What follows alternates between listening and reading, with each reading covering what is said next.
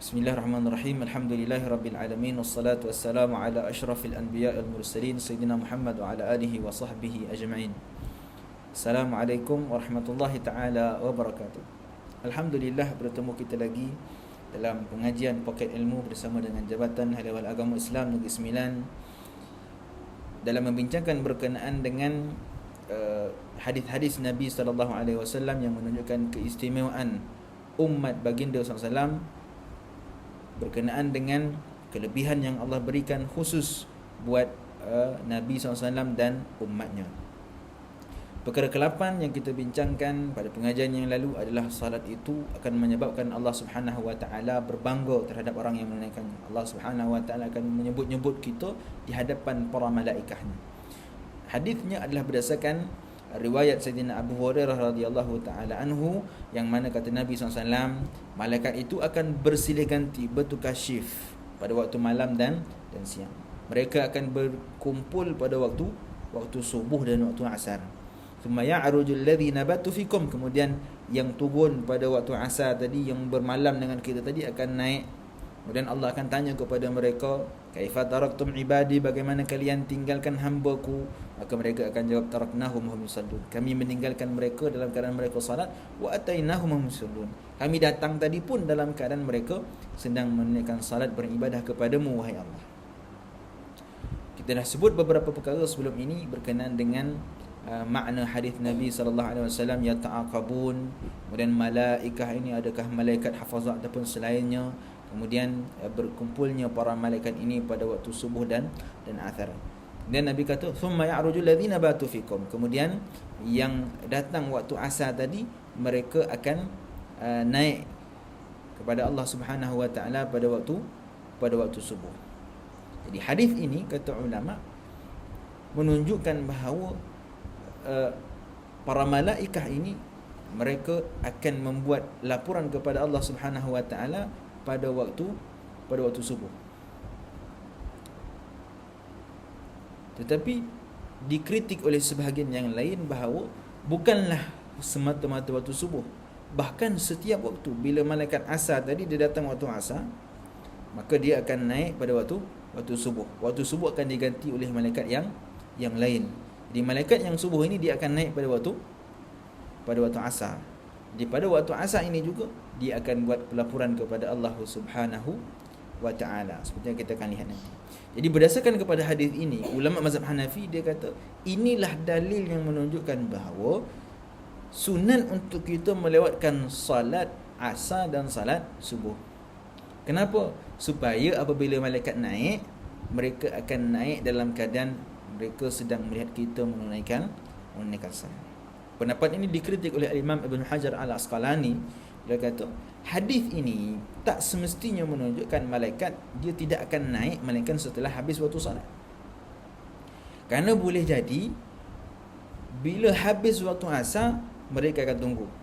Malaikat yang turun waktu subuh, habis waktu asar dia akan tunggu sehingga malam, kemudian baru dia naik. Dan boleh jadi juga malaikat yang siang itu akan naik pada pertengahan waktu asar. Tak semestinya dia akan naik bila dah habis waktu asar baru dia naik. Kemungkinan juga bila pertengahan asar dia akan naik bertemu dengan Allah Subhanahu Wa Taala. Tapi dia sempatlah jumpa waktu asar tu. Jadi malaikat yang turun pada waktu asar itu dia akan bertemu dengan malaikat yang memang dah turun waktu subuh tadi. Jadi malaikat subuh akan naik, malaikat asar akan turun. Jadi kemungkinan malaikat yang naik ini, malaikat yang naik yang datang pada subuh sehingga ke asar ini, kemungkinan mereka akan naik pada pertengahan waktu, bukan pada akhir waktu. Jadi oleh itu kata Al-Imam Ibn Hajar Al-Asqalani, hadis ini tidak menunjukkan bahawa kita sunat untuk melewatkan salat asar dan subuh supaya malaikat akan naik dalam keadaan mereka melihat kita sedang melaksanakan salat. Kerana kita tak tahu bilakah waktu sebenar mereka akan naik, pada pertengahan waktu asar ke ataupun sampai malam baru dia naik ke. Kerana dalam hadis ini Nabi tak sebut dengan jelas. Kemudian perkataan al-mabit, batu fikum. Perkataan batu fikum ini maknanya menunjukkan bahawa orang malaikat yang bermalam dengan kita. Tapi kata Ibnu Hajar, batu fikum ini dia tak semestinya waktu malam. Kerana kemungkinan dia termasuk juga waktu siang. Jadi waktu subuh malaikat yang turun waktu asar, dia akan sampai waktu subuh. Jadi waktu subuh itu bila Nabi sebut batu fikum, malaikat yang bersama dengan kalian pada waktu malam, alladzina batu fikum, itu tidak semestinya dia memang naik ngam-ngam sebelum subuh ataupun pada waktu subuh. Boleh jadi dia akan naik bila dah habis subuh baru dia naik. Bila dah habis waktu subuh baru dia naik. Dah masuk siang, kerana batu fikum ini dia tak semestinya malam. Dia boleh jadi sebahagian siang. Kemudian kenapa Nabi sebut alladzina batu fikum, yang bermalam ataupun yang bersama dengan kalian sewaktu malam tadi, daripada asar sehingga ke subuh. Kenapa? Dalam hadis ini tak disebut tentang malaikat yang turun pada waktu subuh dan akan naik pada waktu asar. Dalam hadis ini Nabi hanya cerita malaikat yang turun waktu asar, dia naik waktu subuh. Allah akan tanya dia, bagaimana kalian tinggalkan hamba-Ku? Adapun malaikat yang turun waktu subuh, yang gantikan malaikat tadi itu, dan naik pada waktu asar, tak disebut di dalam hadis ini. Jadi kata ulama, kerana memadai untuk menyebutkan satu contoh, Allah hanya beri satu contoh, tapi nak maksudkan dua-duanya sekali lah, samalah tu. Nanti malaikat yang naik waktu asar pun akan ditanya oleh Allah SWT dengan soalan yang sama.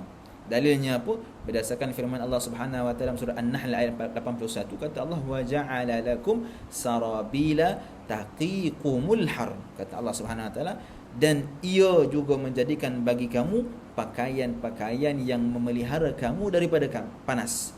Taqikumul har. Allah SWT kata, aku yang menjadikan pakaian-pakaian yang memelihara kalian daripada kepanasan. Tapi kata ulama, bila Allah sebut taqikumul har, melindungi kalian daripada kepanasan, bukanlah makna pakaian hanya melindungi kepanasan, kerana pakaian juga melindungi daripada kesejukan.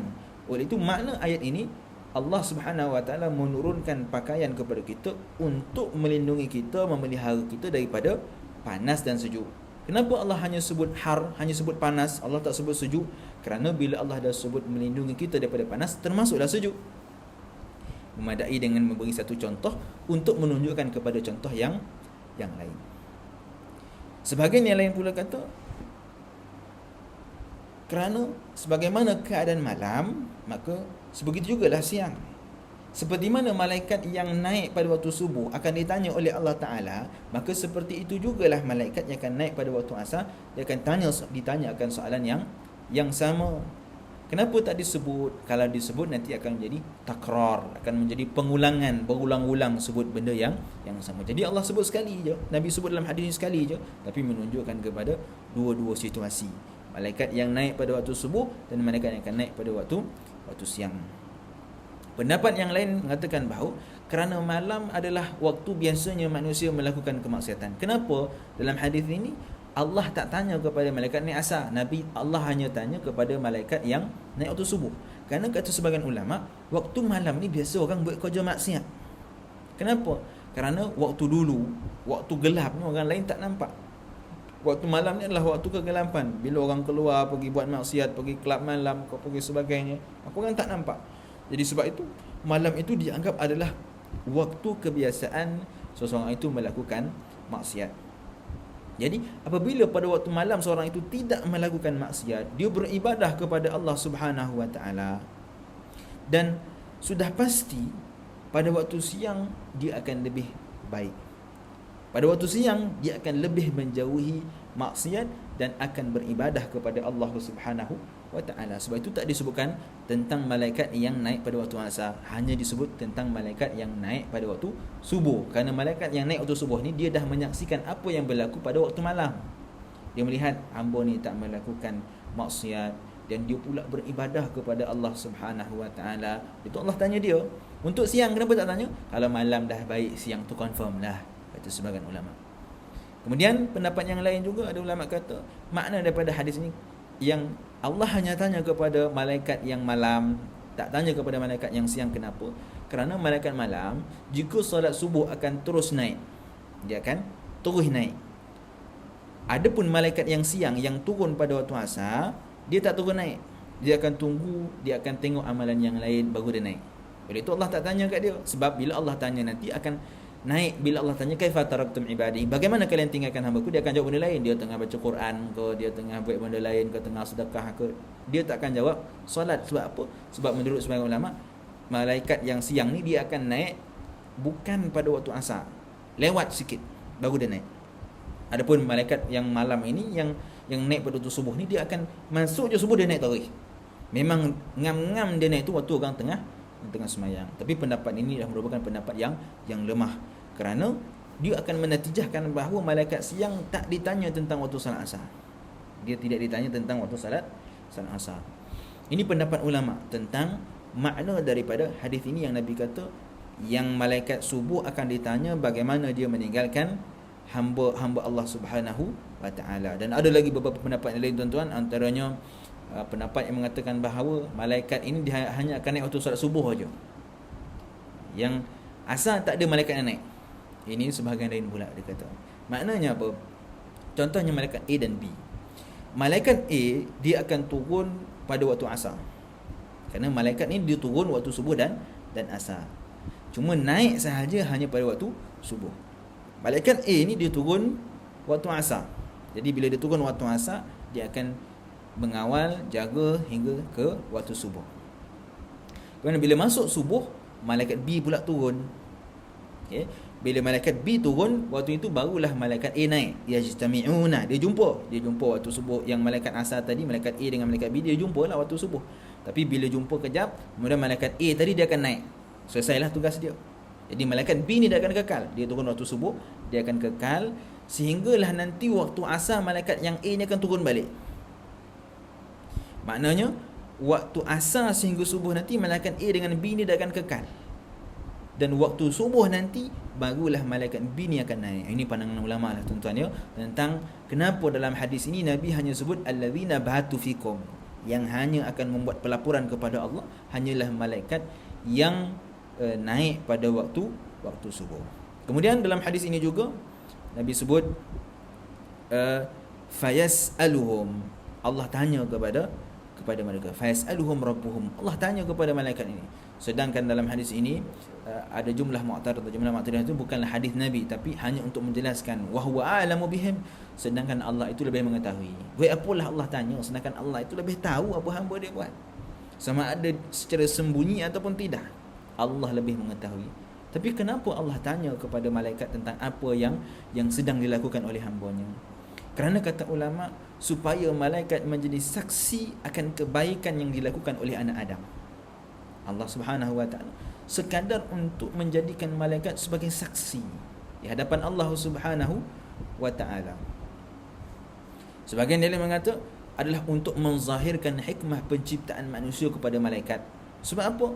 Marin ketika mana Allah nak ciptakan malaikat, mereka kata apa? Ataj'alu fiha man yusidu fiha wa yasfiku dima wa nahnu nusabbihu bihamdika wa nuqaddisu lak. Qala inni a'lamu ma la ta'lamun. Kerana sebelum ini bila Allah kata aku nak ciptakan manusia, malaikat kata apa? Wahai Allah, adakah kau nak menciptakan mereka yang akan membuat kerosakan di atas muka bumi, yang akan menumpahkan darah, sedangkan kami ini bertasbih kepada engkau, kami menyucikan engkau. Allah kata apa? Inni a'lamu ma la ta'lamun. Aku lebih tahu daripada apa yang kalian tidak ketahui. Jadi, kenapa Allah tanya kepada malaikat ini? Sebab nak bagi tahu ini dulu. Manusia yang kalian kata dia akan menumpahkan darah, dia akan membuat kerosakan di atas muka bumi, tapi hari ini bila kalian turun dan naik kepada aku, kalian melihat mereka dalam keadaan sedang melakukan tasbih dan menyucikan Allah Subhanahu wa ta'ala. Dan inilah yang kata ulama menunjukkan Allah Ta'ala berbangga-bangga dengan kita bila kita melakukan solat, beribadah kepada Allah Subhanahu wa ta'ala. Di sana juga Imam Qadiyat dia kata apa? Kenapa Allah tanya? Soalan ni dia sebenarnya hanya berbentuk ta'abudi. Ta'abudi ini dengan makna kehambaan malaikat kepada Allah Subhanahu wa ta'ala, seperti mana Allah perintah kepada mereka untuk menulis, mencatat amalan anak Adam. Memang tugas dia hanya membuat pelaporan kepada Allah Subhanahu wa ta'ala, sedangkan Allah itu lebih mengetahui. Kalaulah malaikat mencatat itu tak mencatat pun Allah tahu dah. Tetapi hanya sebagai pengabdian mereka kepada Allah Subhanahu wa ta'ala atas ketaatan mereka untuk mengikut perintah daripada Allah Subhanahu wa taala. Ini pandangan Al-Imam Qadhi Iyad. Baik. Selesai. Kemudian Nabi kata, "Kaifa taraktum ibadi?" Allah tanya, "Bagaimana kalian tinggalkan hamba-hambaku?" Jadi kata Al-Imam Ibn Abi Jamrah, kenapa Allah Subhanahu wa taala tanya kepada para malaikat tentang bagaimana keadaan hamba-ku ketika kalian meninggalkan mereka? Kerana innamal a'malu bi khawatimiha. Kerana setiap amalan itu bergantung kepada penutupnya, pengakhirannya. Oleh itu Allah tanya pengakhiran waktu kau sebelum naik tadi, apa yang mereka sedang lakukan? Ini menurut Al-Imam Ibn Abi Jamrah. Kemudian ada pendapat lain daripada Al-Ibad, beliau mengatakan apa? Yang ditanyakan tentang mereka adalah apa yang disebutkan oleh Allah Subhanahu wa taala dalam firman-Nya, "Inna ibadi laisa laka alaihim sultan." Yang mana Allah sebut dalam surah Al-Hijr ayat 42, sesungguhnya hamba-hambaku tidaklah ada bagimu sebarang kuasa untuk menyesatkan mereka. Allah Subhanahu wa taala nak menegaskan kepada seluruh makhluknya bahawa tidak ada mana-mana kuasa yang mampu untuk menyesatkan hamba-hamba Allah Subhanahu wa taala yang sentiasa mentaati perintah Allah, yang mengabdikan diri mereka hanya kepada Allah Subhanahu wa taala. Kemudian bila Allah tanya kepada mereka, "Kaifa taraktum ibadi?" Bagaimana kalian meninggalkan hamba-hambaku? Mereka jawab, "Taraknahum wa hum yusallun." Kami meninggalkan mereka dalam mereka melakukan salat kepadamu wahai Allah. Wa atainahum wa hum yusallun, dan kami datang kepada mereka tadi pun, yakni ketika mereka datang waktu asar, mereka dalam keadaan sedang salat. Kenapa mereka jawab dulu taraknahum, kami meninggalkan mereka, baru mereka jawab wa atainahum, kami datang? Sedangkan sepatutnya malaikat dia akan jawab atainahum wa hum yusallun, kami datang tadi, yakni datang waktu asar tadi, mereka sedang sembahyang asar. Kemudian kami naik waktu subuh ni pun mereka sedang sembahyang. Sepatutnya kena jawab datang baru naik. Tapi dalam hadis ini mereka jawab apa?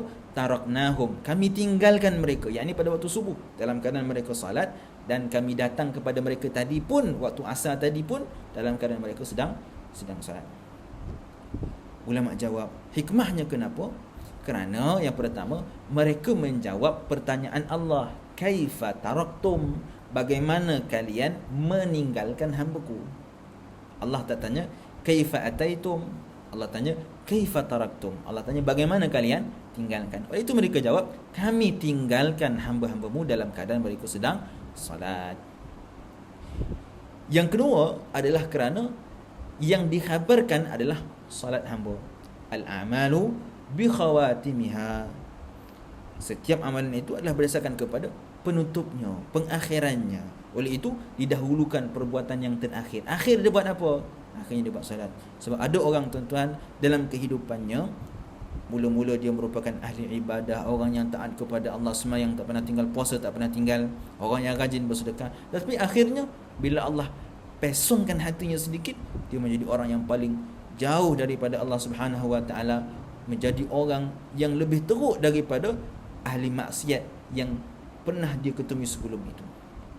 Ada orang dalam kehidupannya dia merupakan ahli maksiat, tetapi bila Allah beri kepadanya hidayah, dia menjadi orang yang lebih baik daripada orang-orang yang merupakan ahli ibadah sebelumnya.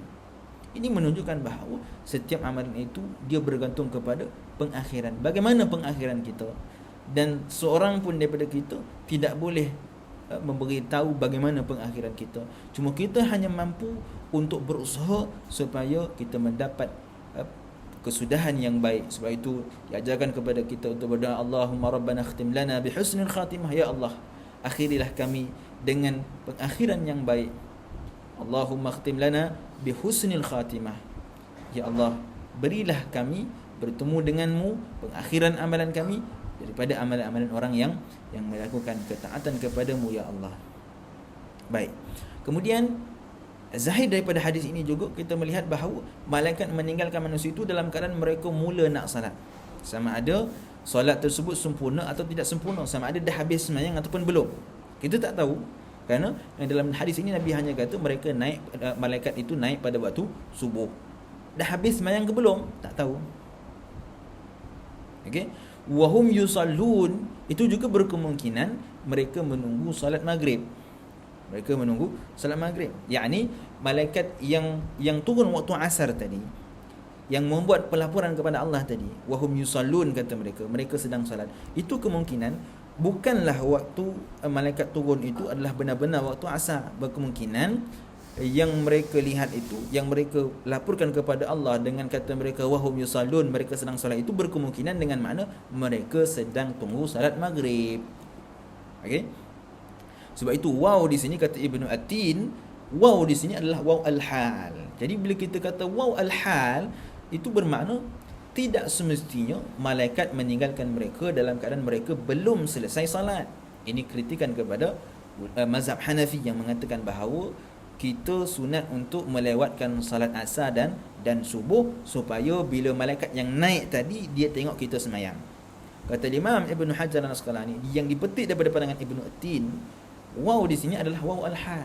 Bila kita kata waw al-hal, keadaan itu tak semestinya bila malaikat naik kita belum selesai salat. Kerana lafaz ini dia menunjukkan bahawa yang pertama, kemungkinan malaikat melihat mereka yang solat waktu awal. Waktu awal solat itu dia tengok. Dan kemungkinan juga mereka melihat mereka yang solat setelah itu. Dah habis orang yang semayang pada awal waktu, kemudian datang pula grup yang kedua semayang waktu pertengahan. Kemungkinan juga mereka melihat orang yang sedemikian. Dan kemungkinan juga mereka melihat orang yang baru mula nak solat. Yang mereka kata wahum yusallun ini, mereka sedang solat ini, tiga kemungkinan. Yang pertama, solat awal waktu. Yang kedua, mereka juga melihat kepada orang yang dah selesai semayang pun. Tapi ia juga dengan makna wahum yusallun. Kerana waw di sini adalah waw hal, keadaan. Begitu juga kemungkinan baru nak semayang, itu pun termasuk dalam keadaan dalam ayat wahum yusallun, hal keadaan mereka sedang melakukan salat. Yang terakhir tuan-tuan, pengajaran daripada hadis ini. Yang pertama, kata ulama sufi, kita dituntut untuk membersihkan baju kita, rambut kita, anggota badan kita bila kita nak sembahyang subuh dan waktu asar. Paling kurang 2 kali. Kenapa? Kerana waktu itu kita akan dilaporkan oleh malaikat di hadapan Allah Subhanahu wa taala. Kemudian kata Ibnu Abi Jamrah, malaikat menjawab lebih daripada yang ditanya. Sebab apa? Allah hanya tanya kaifa taraktum ibadi, bagaimana kalian tinggalkan hamba-Ku. Tapi malaikat jawab apa? Taraknahum wa hum yusallun wa atainahum wa hum yusallun. Allah hanya tanya, waktu kalian tinggal tadi mereka tengah buat apa? Tapi malaikat jawab, kami tinggalkan mereka dalam keadaan mereka sedang salat, dan kami datang tadi pun waktu mereka sedang salat. Allah tanya waktu tinggal tadi, yang kau pergi jawab waktu datang tadi buat apa? Kenapa malaikat jawab begitu? Kerana mereka tahu pertanyaan Allah tersebut adalah untuk menunjukkan rahman Allah Subhanahu wa taala kepada anak Adam. Allah tahu dah hamba dia sedang buat apa. Allah lebih tahu daripada malaikat. Inni a'lamu ma la ta'lamun, kata Allah. Aku tahu apa yang kalian tak tahu. Tapi kenapa Allah tanya? Hanya sekadar untuk menunjukkan rahmat dan kasih sayang Allah kepada anak Adam. Hanya nak beritahu kepada malaikat sayangnya Allah kepada anak Adam, bangganya Allah di hadapan para malaikat. Sebab itu malaikat jawab, walaupun Allah tak tanya pun waktu datang tadi mereka tengah buat apa, tapi mereka tetap jawab mereka sedang salat. Bahkan dalam riwayat Sahih Ibnu Khuzaimah, riwayat Imam Ibnu Khuzaimah di dalam sahihnya, yang mana beliau riwayatkan daripada Al-Amash, daripada Abi Salih, daripada Sayyidina Abu Hurairah radhiyallahu taala anhu, ada sedikit lafaz tambahan yang mana Nabi kata faghfir lahum yaumaddin. Maka malaikat yang naik kepada Allah tadi, mereka mengatakan faghfir lahum yaumaddin, maka ampunilah mereka sehinggalah pada hari kiamat. Kata Ibnu Hajar Al-Asqalani, yang ini menunjukkan bahawa salat merupakan ibadah yang paling afdal dan mulia kerana berlakunya soal jawab antara Allah dan malaikat. Ibadah lain tak berlaku persoalan yang Allah tanya kepada malaikat ini. Allah hanya tanya tentang ibadah salat, yang menunjukkan bahawa ibadah salat ini adalah ibadah yang paling afdal dan mulia di sisi Allah Subhanahu wa taala. Yang kedua, yang menunjukkan kelebihan 2 waktu salat ini, yakni waktu subuh dan asar. Sebab itu kita sebut sebelum ini, pada pengajian yang sebelum ini, tentang Nabi bagi tahu kepada kita untuk mengetahui tanda-tanda orang itu merupakan orang yang munafik dia tak datang sembahyang subuh dan waktu sembahyang asar. Sebab apa? Kerana dua waktu ini adalah waktu yang istimewa di sisi Allah Subhanahu wa taala, dan ada diriwayatkan bahawa waktu subuh ini adalah waktu diturunkan rezeki. Ini disebutkan oleh Al-Imam Ibn Hajar Al-Asqalani. Dia kata ada riwayat mengatakan bahawa waktu subuh ini diturunkan rezeki dan waktu asar diangkat segala amalan kita. Jadi sesiapa yang pada ketika itu dalam ketaatan, maka akan diberkati rezekinya. Yani bila waktu kita diturunkan rezeki dan waktu itu kita sedang beribadah kepada Allah Subhanahu wa taala, maka rezeki yang diperoleh itu akan diberkati oleh Allah Subhanahu wa taala. Begitu juga amalan kita. Bila amalan kita diangkat oleh Allah Subhanahu wa taala dalam keadaan kita sedang melakukan ketaatan kepada Allah, maka amalan itu juga akan diberkati oleh Allah Subhanahu wa taala. Yang ketiga, yang menunjukkan kepentingan untuk mengambil berat kepada dua waktu salat ini. Kerana dua waktu salat ini malaikat akan buat pelaporan kepada Allah Subhanahu wa taala. Malaikat akan report kepada Allah apa yang kita sedang lakukan. Dan yang terakhir, yang menunjukkan kemuliaan umat ini berbanding umat terdahulu, dan sekaligus menunjukkan kemuliaan baginda sallallahu alaihi wasallam yang melebihi daripada nabi-nabi yang terdahulu. Pada hadis ini juga tuan-tuan, dia menunjukkan tentang perkara gaib yang wajib kita imani sebagai seorang muslim. Hari ini ada orang yang mereka cuba bawa masyarakat semuanya hanya menggunakan akal. Kalau tak logik akal, mereka tak percaya. Dia kata tak logik kalau seseorang itu dia boleh baca Quran khatam 2 kali sehari. Sebab apa? Dia ikut kira-kira matematik, dia kata. Orang macam ni bahaya. Kenapa? Kerana mereka semata-mata menggunakan akal fikiran mereka, sehingga akhirnya nanti masyarakat akan melihat bahawa apa yang tak masuk akal mereka tak percaya. Sedangkan dalam agama kita ada namanya perkara-perkara gaib. Perkara-perkara yang gaib yang Allah Subhanahu wa taala perintahkan kepada kita untuk beriman dengannya. Perkara gaib ini adalah perkara yang kita tak boleh nak andaikan, yang perkara yang tidak boleh kita anggap ianya seperti mana yang berlaku secara kebiasaannya, kerana ia adalah perkara yang gaib, perkara yang sam'iyat, perkara yang hanya kita boleh dengar sahaja. Hakikatnya hanya Allah Subhanahu wa taala yang mengetahuinya. Ustaz, betul kau ada 2 malaikat naik ni Ustaz? Inilah yang Allah bagi tahu melalui lisan baginda SAW dan kita wajib mengimaninya. Kemudian pada 2 waktu ini juga kita perlu lebih berhati-hati. Sebab apa? Kerana pada waktu ini kita akan dipertontonkan oleh para malaikat di hadapan Allah Subhanahu wa taala, akan dilaporkan oleh para malaikat di hadapan Allah Subhanahu wa taala. Jadi bila nak buat maksiat, nak buat perkara yang dilarang oleh Allah pada 2 waktu ini, kena hati-hati. Kena ingat bahawa waktu ini malaikat akan naik, akan buat laporan kepada Allah Subhanahu wa ta'ala. Dan yang terakhir tuan-tuan, hadis ini juga menunjukkan bahawa rahmatnya, kasih sayangnya para malaikat kepada kita. Allah Subhanahu wa ta'ala hanya tanya kepada mereka tentang keadaan ketika mana malaikat tinggalkan kita. Tetapi malaikat jawab, waktu datang tadi pun. Allah hanya tanya sikit, ya Allah tanya waktu akhir. Sebab apa? Sebab kadang-kadang waktu datang tadi dia buat maksiat. Kadang-kadang waktu datang tadi tak semayang pun. Jadi Allah tanya waktu yang akhir tadi, waktu subuh tadi, dia tengah buat apa? Dia tengah semayang. Tapi mereka jawab waktu awal tadi, supaya nak beritahu kepada Allah, wahai Allah, bukan waktu naik tadi ya Allah, datang tadi pun dia tengah beribadah kepada Allah. Sayangnya malaikat kepada kita, dan sebab itu juga kita perlu mengasihi para malaikat. Ar-Rahimun yarhamuhumur Rahman, irhamu man fil ardi yarhamukum man fis sama'. Ar-Rahimun, orang yang berkasih sayang itu, yarhamuhumur Rahman, mereka akan dikasihi oleh Allah Subhanahu wa taala. Irhamu man fil ardi, kasihilah, sayangilah mereka yang berada di bumi. Yarhamukum ataupun yarhamukum, ada 2 riwayat, yarhamkum wa yarhamukum man fis sama'. Keduanya adalah benar, yakni dengan makna bila kita menyayangi, mengasihi mereka yang berada di bumi, maka Allah Subhanahu wa taala akan mengasihi kita, dan para malaikat juga akan mengasihi kita. Baik. Kemudian perkara yang ke-6 tuan-tuan, sesungguhnya kata musannif rahimahullah taala, salat itu juga menghubungkan hamba dengan Tuhannya. Maka dalam salat itu tidak ada hijab antara kita dengan Allah Subhanahu wa taala. Dan salat itu diambil daripada perkataan as-silah, iaitu hubungan di antara hamba dan Allah Subhanahu wa taala daripada sudut bahasanya. Kena faham tuan-tuan. Ada orang hari ni dia kata, Ustaz, solat ni sebenarnya hubungan je. Jadi kita tak perlu pun tunggang terbalik semayang, sujud, rukuk, tak perlu. Ini kan hubungan. Hubungan tu tak semestinya kita tunggang terbalik. Itu zahir kata dia. Yang sepatutnya makna solat ni dia kata adalah hubungan di antara kita dengan Allah. Bila kita berdoa, bila kita sentiasa mengingat Allah, itulah namanya solat. Ataupun diistilahkan sebagai solat daim. Solat yang orang yang sentiasa. Dia kata orang yang sembahyang waktu ni orang yang ahli zahir, orang yang belum sampai kepada makrifat kata dia.